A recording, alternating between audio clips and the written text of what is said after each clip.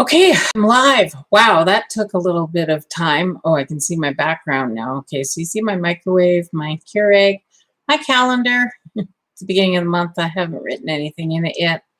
And I just finished doing a picture of the day for our outfit of the day for my other work. And here we are.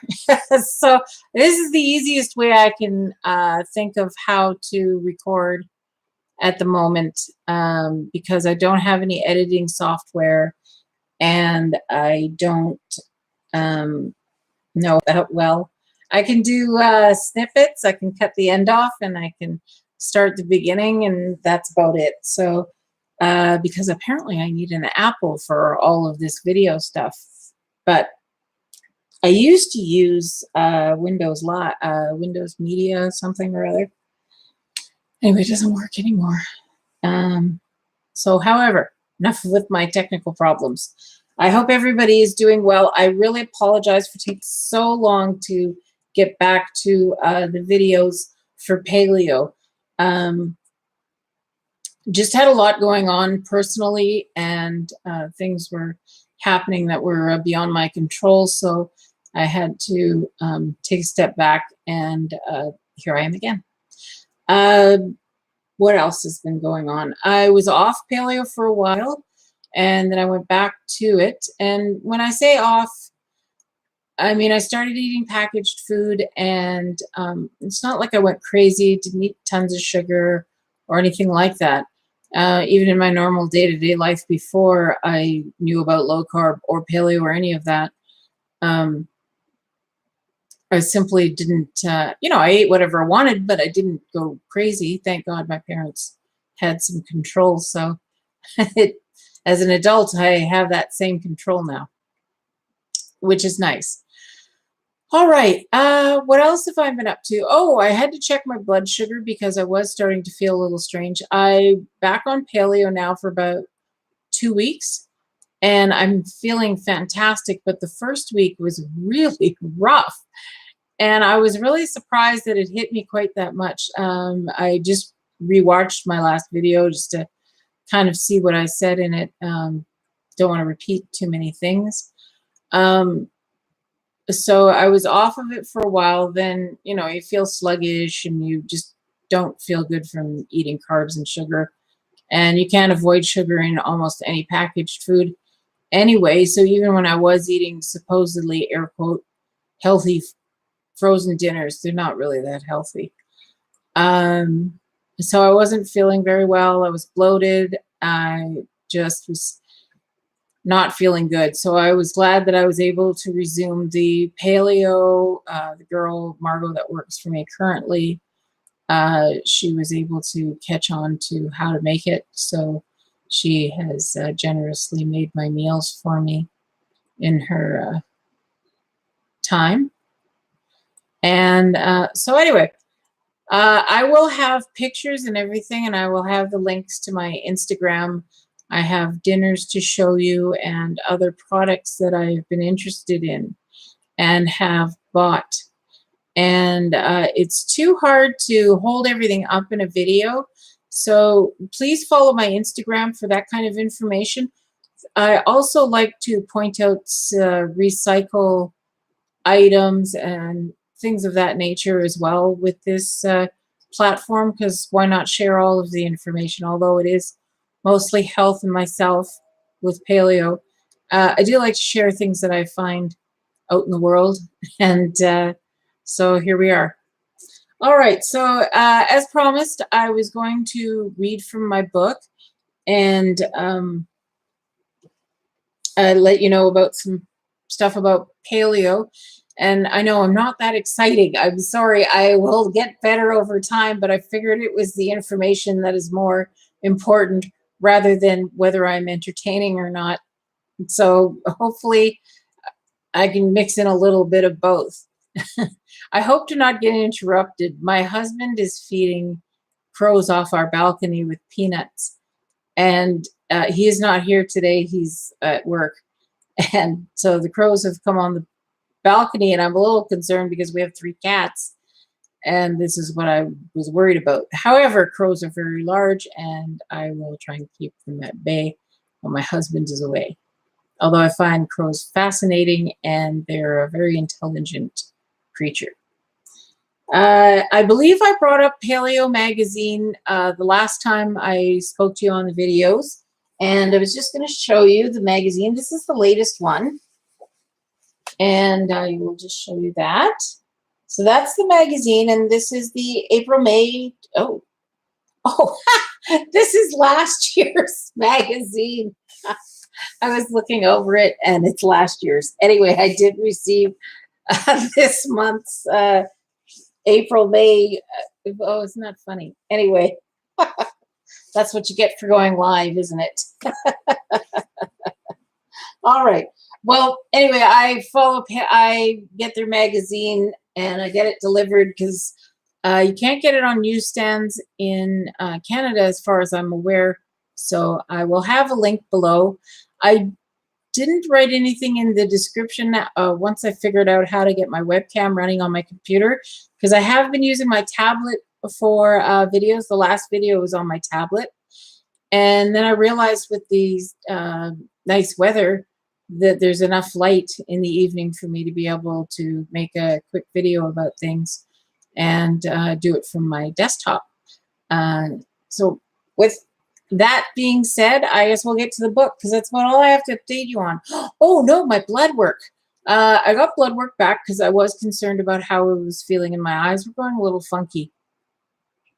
So I got it checked, and I am a diabetic, and I got, long story why I got a diabetic. I won't get into that. However, I am diabetic now. That's what matters.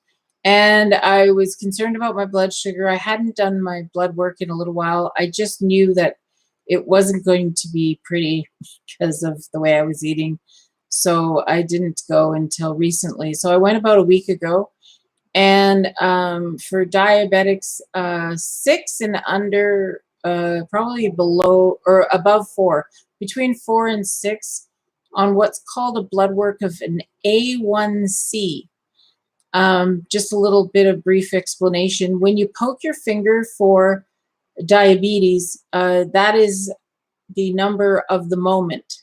You're just checking, after an hour after a meal, in case you eat something that you feel is going to raise your blood sugar. If you're feeling strange, you want to check it in case it's too low. That's very dangerous. High is less dangerous of the two. And because it takes a prolonged period on high to have serious effects, other than you get tired after a meal and you may pass out for a while. If you go too low, then you pass out, and if nobody finds you, then you're in serious trouble because you're already don't have much to go from there. So it's not cool. So if you're gonna have problems, don't let your blood sugar drop too far. Always be conscious of it. However, so the A1C is a long term. It's the lifespan of a blood cell, which is 3 months. I am sharing this information from my doctor. Please, always, any information that I give you, please read, ask your doctor, find some kind of reliable source. I definitely make sure that I get from reliable sources. And if I've read something on the internet or anything like that, I usually try to get several other sources for my satisfaction to make sure that I'm getting at least some of the information correct. Always take everything on the internet with a grain of salt, including myself. All right. So I did say I was going to read from the new Primal Blueprint, which is the book by Mark Sisson. I hope I'm saying his name correctly. And he wrote this book, and it is about Primal and Paleo. And over time, we will learn the differences. But I have all the highlights.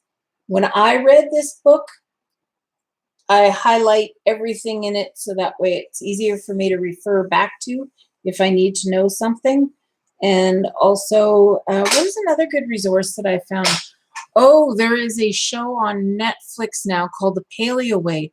Sadly, it only has 1 season, but it is informative, and it does give you some really nice recipes that I was actually rewatching it today in lieu of this to be prepared for this video. And yeah, there's some good recipes that are on that show that I'm looking forward to trying. If I do, I will certainly document it somewhere. Again, I will leave all my social media in the description.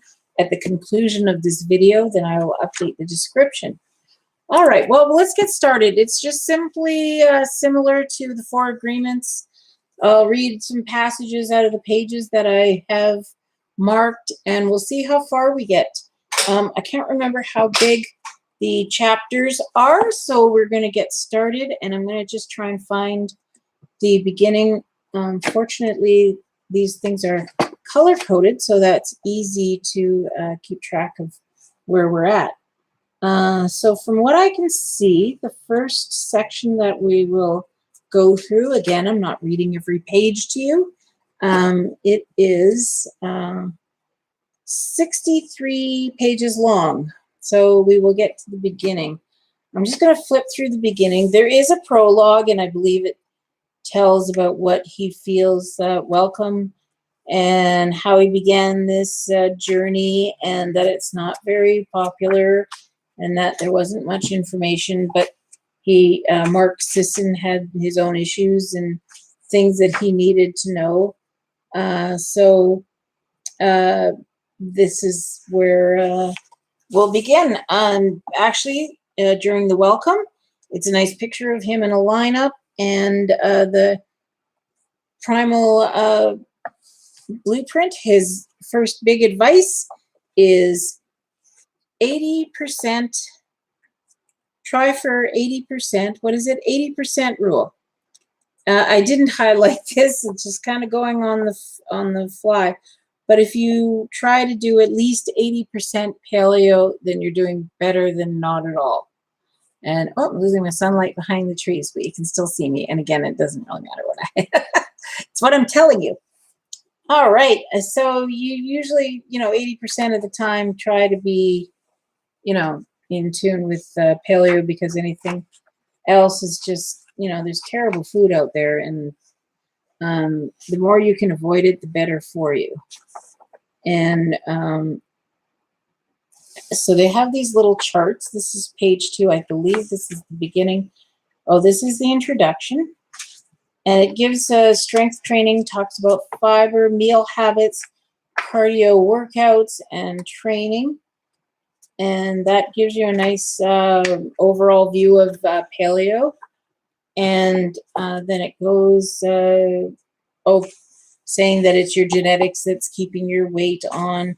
I don't really, it's not weight that concerns me the most. Although it is a concern, but mostly I want to feel good. I want to be able to think clearly, and I want to be able to feel that I'm not going to catch anything horrible. And I have, as I've explained in past videos, I have a lot of gastric issues, and then with my disability, my joints hurt, and and I'm 51, so I would like to keep going as long as I can. So we've got the first chapter 1. Here we go. And I'm sorry if this is a bit choppy. My one program pops up and warns me about things. It just makes it a little choppy. Hopefully the audio is fine, though. So chapter 1 is called The 10 Primal Blueprint Laws. Commandments was already taken. Haha, funny. So the 10 laws of Primal, and this is where I began. And I read this book when I first started paleo, because I like to know what I'm getting into before I get started on anything. So each chapter gives you an overview at the beginning, then the information in nice sections, and then at the end it does an overview of everything that was in the chapter.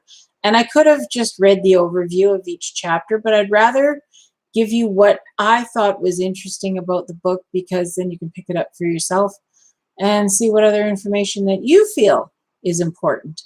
So in this chapter, so I highlighted on this page, genes are the traffic cops, in quotes, that direct the function of every cell in your body at all times.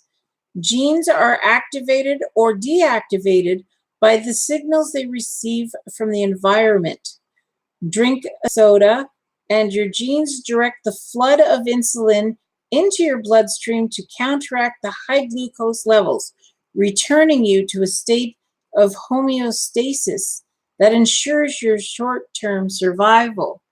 Because if you didn't process the sugar, your blood would get too thick, and then you would run into a lot of problems because you want your blood to flow very evenly and not thickly, because that's how people with diabetes lose their limbs, because the farther away your blood is pumping away from your heart, if it's not pumping correctly and it's like thick like oil, then of course your extremities are going to suffer first because they have the smallest vessels. And so that's a brief overview as to why people with diabetes have to be careful of blood sugar, because it literally thickens your blood, just like in food or when you're cooking, that gooiness, that happens inside as well. So that's what happens. And oh, I don't know if I said my A1C is 6.9, which wasn't as bad as I thought it was going to be, because it has been 8 in the past. Anything above 6 is a diabetic. And as I said, just to backtrack a little bit, the A1C is a 3-month span of your blood cells. So you take the blood test every 3 months. So it gives you a long-term view on how your blood is doing in the long term, rather than the day-to-day when you poke your finger before or after meals, or if you're feeling strange. So I'm sorry, I forgot to explain that my blood A1C was 6.9. So when I get the next blood work, I will hopefully remember to say what my next A1C is, because now I've been in paleo when I took the blood work. So we will see if it lowers even more. Again, 6 is the marker for the A1C. Anything above, you're a diabetic or likely a diabetic, and anything below is normal.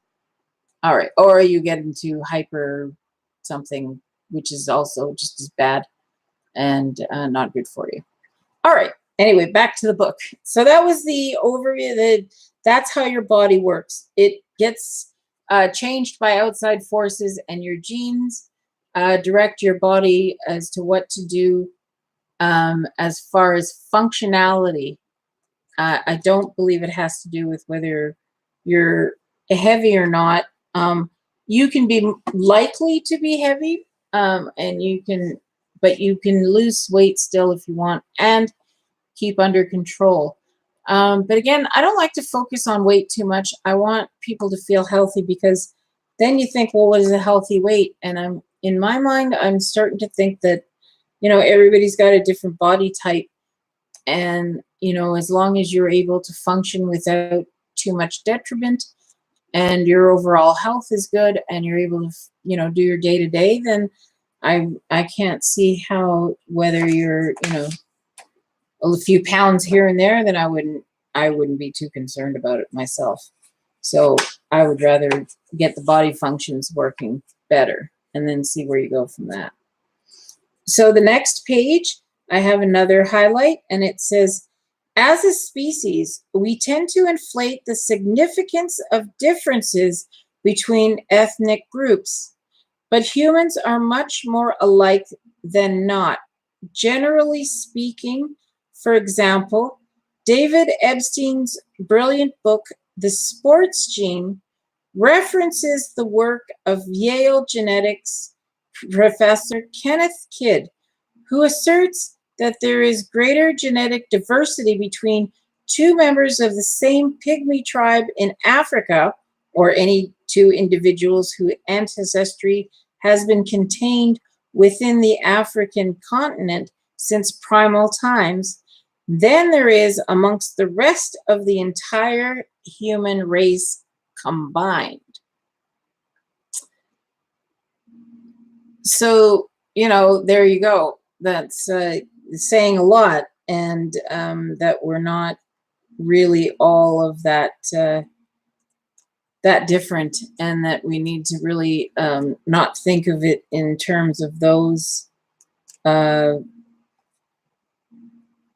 then differences, because Yes, I mean, certainly areas where you live might have an effect on your overall, but I would say that there is not much differences. So that was an interesting little passage that I thought was something to keep in mind. And then we move on to a few more pages along here. And I'm finding it really annoying that my keyboard, I don't have enough room in front of my keyboard to keep the pages flowing. Oh, there's quite a few pages that I don't have anything highlighted.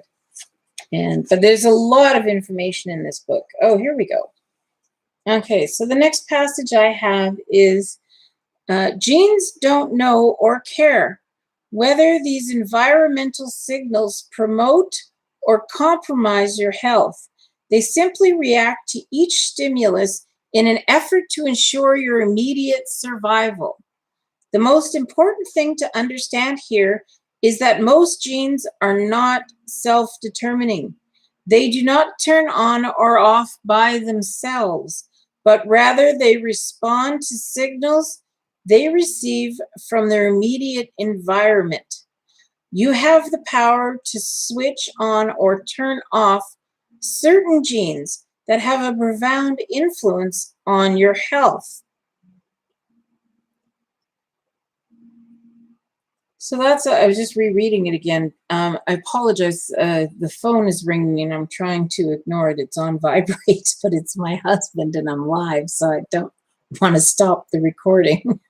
And so they, genes can't just turn off and on. What I believe what I was getting out of this passage, now that I'm focused again, sorry, is that what we put into our bodies and what we do to our bodies will trigger our genes to do what it is that they have learned over the millennia and what we've been passed down from our, our parents and our past. And so they can't in themselves react like, oh, well, today we're going to handle sugar really well. And, and tomorrow we're not going to, and it doesn't work that way. I myself, because of the diabetes, I am extremely sensitive to things, and I'm not a person that goes too crazy with food. And so when I do indulge once in a while, I really react to it. Like my blood sugar can shoot up like nobody's business, and sometimes I don't even have anything particularly sweet or anything. And so that's how it works, unfortunately. And some of us are more sensitive to other things, autoimmune diseases such as that. People have some don't. And I believe that it has to do with the packaged foods and the way we're eating these days overall. And the genes aren't liking it. And so they're reacting in a bad way.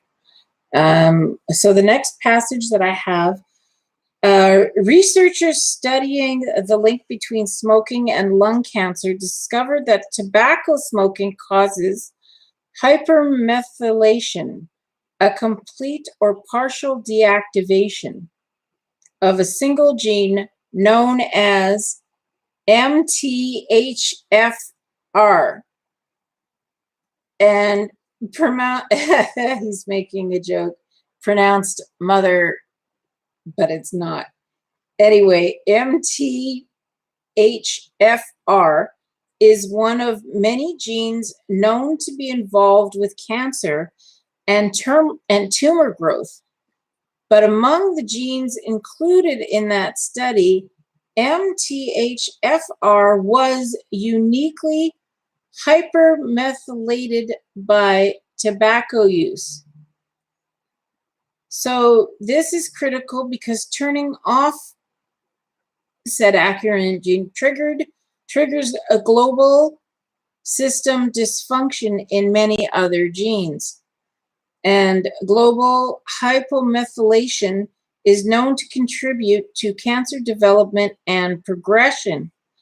So basically what there's, from what I understand of this reading, is that because the smoking reacts with this gene, it it starts making it dysfunction.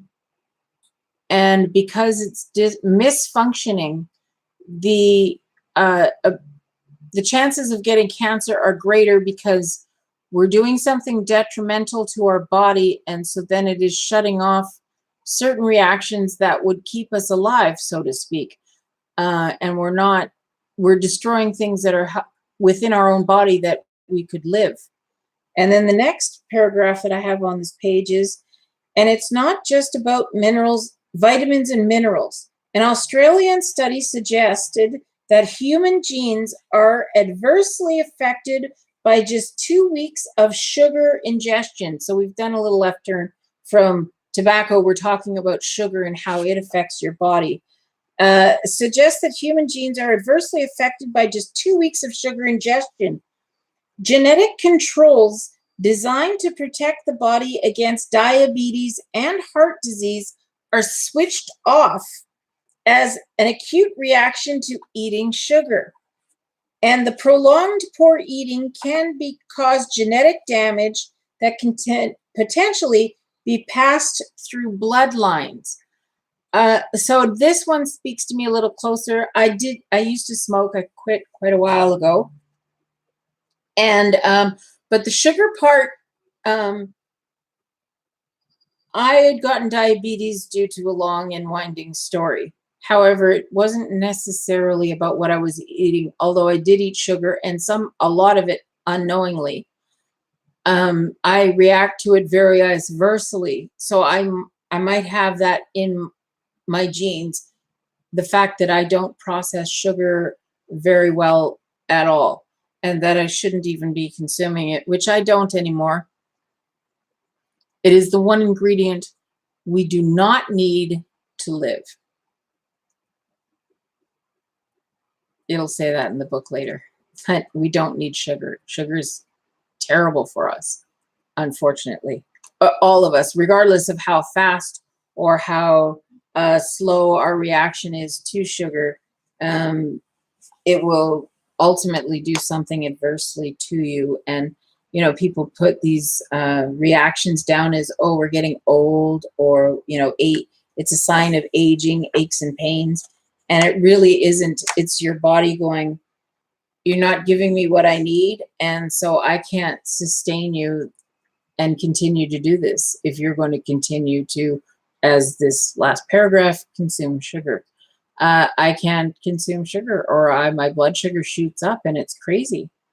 So then there's a section called Gronk Talk, because he keeps kind of a theme of Gronk is his Primal, who he eats the way we're eating with Paleo. And then he has another family. I can't remember what their name is, but he's got a regular family, which is modern eating, living, etc. And then he has Gronk in his book, who is our Primal superstar, so to speak. So in Gronk Talk, I won't say that very much. It also makes me think of Rob Gronkowski of the New England Patriots. So he gives us little tidbits of information. So in this section, it says, epigenetics expert Randy Jertel, PhD, likens your genome to computer hardware. While your epigenome, the chemical compounds, the epigenome, the chemical compounds that direct your genome what to do, would be the software downloaded into the hard drive. Okay, let me read that again a little more clearly.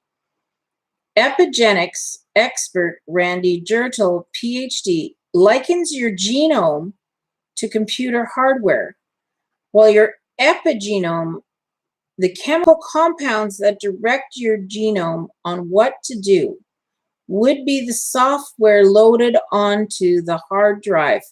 Okay. So in other words, our genes are, the main frame, and you have the information that you got from your parents and all of the past. And then the epigenome, which is the stuff that directs the gene.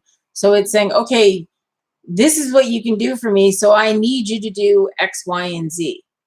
So that's current to your body, whereas your genes are like, okay, this is the list of things we have, so use what you can, but this is it.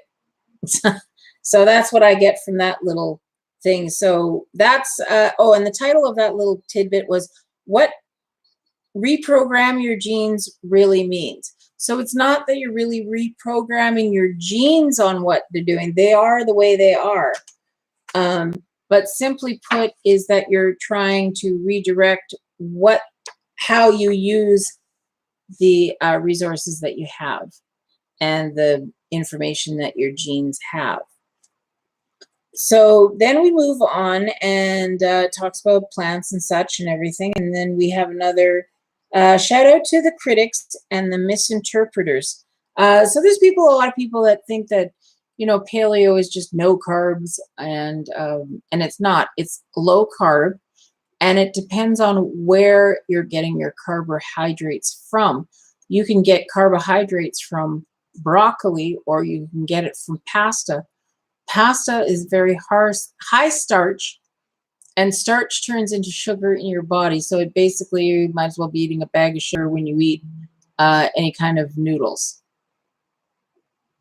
Because even though it's not sugar in itself, your body converts it to sugar and then stores it as fat in your body.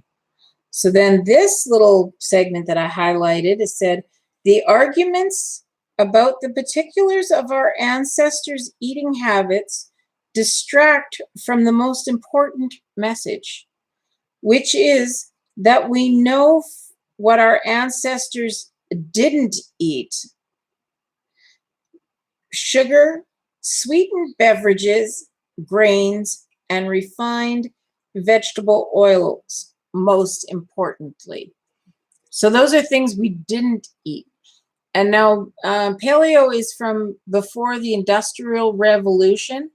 So like people say, well, how can you eat olive oil if that's, you know, it's not, well, it's pressed only once. So even if we didn't need machines to make the olive oil, you take the olives and you put them in a thing and you squish them.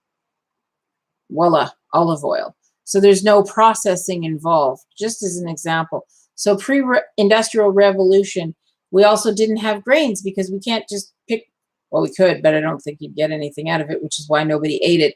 But like grains of any kind, because you can't just pick it and eat it. It didn't do anything for you. And so no one would eat it. Whereas once the Industrial Revolution came along, we had stones, and then we started grinding up the flour and then making it into bread.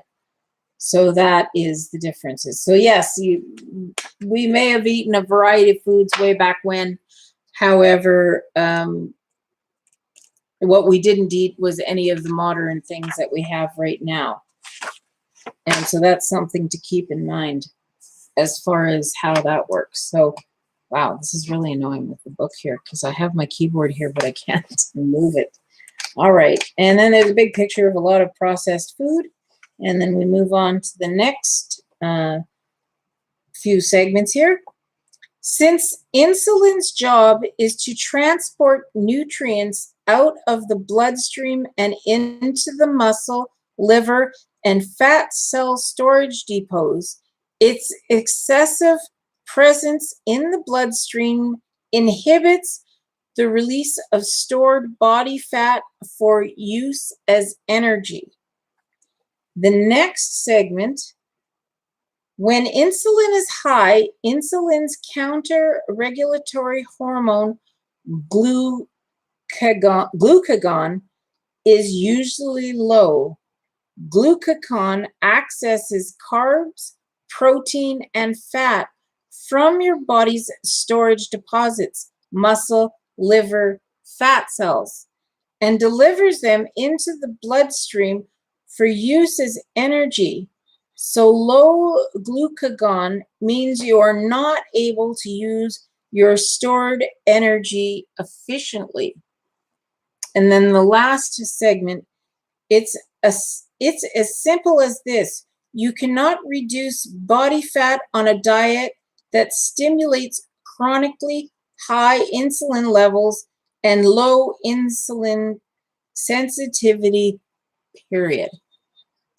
And that period was written out with an exclamation point, not just me. It came from the book. So yes, if you can imagine, I know a lot about this just because of my diabetes, but yes, if what it's saying is basically if you're eating a lot of carbohydrates, sugar, and those kind of things, your body is going to use those first because the insulin is rushing into your blood, no matter who you are, whether you're diabetic or not. The insulin is going to come into your bloodstream, and it is going to take care of all of this sugar and fast carbohydrates. I should point out it's fast carbohydrates like pasta, rice, and potatoes. White potatoes are all starchy foods and convert to sugar. So while you're eating those particular items, your body's got a high insulin in the blood trying to sort out all the sugar flooding in. And so it is shutting off the glucagon, and it is not allowing the body to use up the stores. So basically, every time you eat, you keep adding to the stores and you keep adding to your body and not allowing it to use anything up. So if you simply cut out sugar would be a good start. It's horrible. I can't even go on. Even I know that it's horrible. So that's an interesting thought. So as long as you're putting in the bad food, it doesn't have a chance to use up what you've already put in the last meal. So you just keep putting everything into storage. Nothing gets used up except for what you immediately put in your mouth. And it's not good for you because and that's where you gain weight because it's going, oh, we have all this fast fuel, so we don't need to process what we have already. We'll just hang on to that and we'll just keep eating. And oh, there's stuff left over. Oh, well, we'll just put it away again for next time. But there is no next time because you keep eating high starchy and sugary foods. The cycle doesn't stop. The next one that I have is what our genes truly crave is frequent movement at a slow, comfortable pace. Walking, hiking, easy cycling, or other light aerobic activities at heart rates that do not exceed 180 minus your age. Once again, that's 180 minus your age, and that would give you your beats per minute that you should be desiring for exercise. I don't know what the next page is, but I do remember Mark talking about this in other things that I've read with him, and that, people going to the gym, they're trying to, rush. And your body, you don't have to do that type of activity in order to lose weight. Again, if you're, watching what you eat, again, even if you just simply cut out sugar and then you just go for a walk, I would almost guarantee that you would feel much better. Now, if you haven't gone for a walk in a long time, then it's going to take a little bit before you feel better because your muscles haven't been used and your body will be going, what are you doing? Because we haven't moved for a long time and we are missing our sugar and the muscles are going, we're supposed to walk.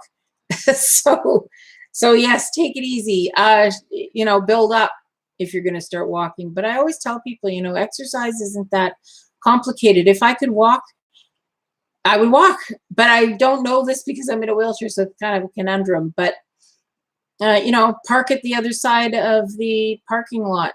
Take the stairs, not the elevator. Take the long route always. Take the bus if you can. If you're not in a big hurry to go somewhere, then you're walking, you're getting some fresh air. And like I said, just cut out sugar. Although sugar is really hard to cut out because it's sneaky and food manufacturers have it in everything and under a bazillion different names. So again, in my videos before, if you can't understand it, then don't buy it if you can't read what's on the label. The next one is about sunlight. And this says, regular sun exposure allows Gronk, our primal character, to manufacture plenty of vitamin D. In brackets, technically a precursor hormone, not a vitamin. Interesting. Which is critical to healthy cell function and cancer prevention. So it goes on to give more detail. And yes, we do have concerns about sunlight and cancer because unfortunately we have made the ozone layer a lot thinner than it used to be. And so sadly, you know, you don't want to be out there with Hawaiian tropic and rolling over like a rotisserie. However, you know, 20 minutes or go for a walk. See, the walk works in as well with the vitamin D. So see, we're getting a lot of things done with that walk. But you're getting your vitamin D, which is important. Now, yes, they have supplements for vitamin D. But, you know, let's exercise those genes. They're like, whoa, vitamin D. Oh, yes, I remember what we're supposed to be doing with this, and then make use of it. So, yeah, so, you know, you want to get outside and make sure that you're getting your fresh air. Oh, there's some more information about vitamin D. So the straight truth is that humans would not have survived in Europe and other less sun-kissed locales without lighter skin to enable more efficient vitamin D synthesis from sun exposure, and in brackets, and or eating large quantities of oily cold water fish, the only dietary source of vitamin D worth mentioning. So that in itself is also interesting if we want to go along the lines of way back when earlier passage said that, you know, there's no difference genetically between any of us. You know, it's not worth mentioning. The skin color is a reaction to where you live and grow up. And of course it gets passed on because genes, again, they're there, whether they get activated or not. It's like myself. I can be very pale in the winter, but in the summer I get darker if I'm out more often because my genes, my past is Native American, so, or Native Canadian or whatever. Anyway, Cree from Manitoba. So we get a lot of sunlight in the summer. So my skin goes dark to protect and not get too much exposure, or my body's reacting. And in the summer I'm light skinned because I need to absorb more vitamin D. So there you go. So that's vitamin D, and then oily cold water fish will also give you vitamin D, and it's good for you because it's low carb and it's got the right kind of fats that you require for your dietary needs. And so we're going to keep going here. I think we're almost at the end of the chapter of the highlights that I think. Oh, maybe I have all of them. Yeah, page 64, and then we're into chapter 2. Okay, so I don't have any more highlights from this particular chapter, and we have the chapter summary. It also gives you in the end of each chapter end notes, and it's things that they have commented throughout the chapter, and then they give you references that you could look up and see other things that you can read. And so that's the end of it. So basically this chapter, and I'll read this little passage that I happened to see. It said, the secret is to do the right thing. Choose behaviors that promote desirable gene expression and avoid those that promote negative outcomes. And it does talk about the 10 primal laws, which I did not read to you because you can read the chapter for yourself. I didn't want to get too wordy, although this is pretty wordy as it is. This is going to tell you each of the stages of what you need to get started on paleo. And then also at the end, it says a chapter summary, and that was evolution, talking about Gronk, the character, genes, which we touched on. And then there is the Primal Blueprint laws, which they don't even list, in each is kind of grouped together, 1 and 2, 3, 4, and 5, and then 6 to 10, plus the lifestyle and the blueprint, and then the end notes. And then we have chapter 2, which I will do in the next video, and with any other updates of my own. Again, please follow my Instagram. I will be posting about food and other things that I find interesting, as far as recycles and things that are good for life, and companies that I feel are doing good jobs about things like that. And, you know, just trying to share the good information. So again, this was the first chapter of the new Primal Blueprint, and that is by Mark Sisson. Again, I will update the description and put all the links that are necessary below about everything that I've talked to you about. I will also have a link to Paleo, my link for Paleo. It is not sponsored, although I don't have that many followers, but I realized from watching other YouTubers that I should say that. It is not sponsored by them at all. I do benefit from the link. I believe you get a discount and I get some kind of discount for the people I refer.